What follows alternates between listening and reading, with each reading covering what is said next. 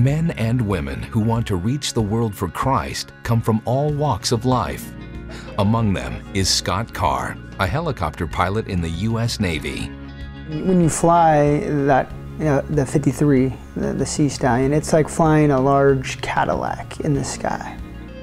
It's a big piece of machinery and with a lot of power, and it goes really fast. Yeah, it was great. Scott loves the Lord, and during his years at the Naval Academy, formed an association with other committed believers. They called themselves the Watchmen. They wanted to have an impact that would last for eternity. My fear really was, how are we going to stay focused on the eternal perspective while we're all around the world representing our country? A few years ago, Scott learned about the opportunity to translate the Jesus film into the Nago language. But it was too big a financial challenge for a young pilot. And I began to really seek partners in the idea of funding a translation for the Jesus film. A lot of positive response. A lot of my friends really wanted to be a part of something bigger than themselves. So Scott explained to the Watchmen how the film would allow people to see and hear the Word of God in their mother tongue,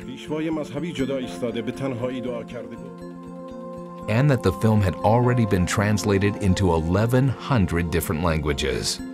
I was very excited about the opportunity to translate the Jesus film into the Nago language for the people of Benin. You think about the bigger picture, with a small amount of money, for each of us in this group that was committing to funding this translation, a whole people group were going to hear the gospel of Jesus.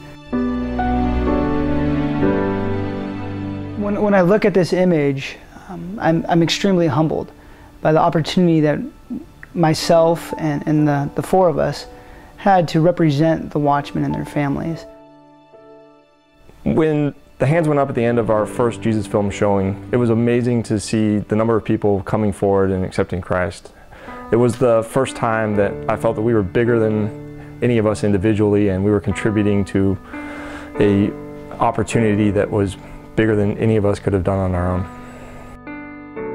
What groups are you a part of? And what about your circle of friends?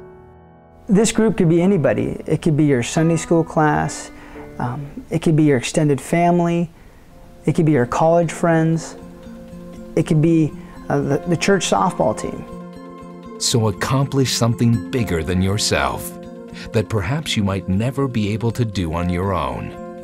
Ask God if He would lead your group to fund a new translation of the Jesus film, provide a set of equipment for a team, or sponsor a film team for a year. We invite you to explore how.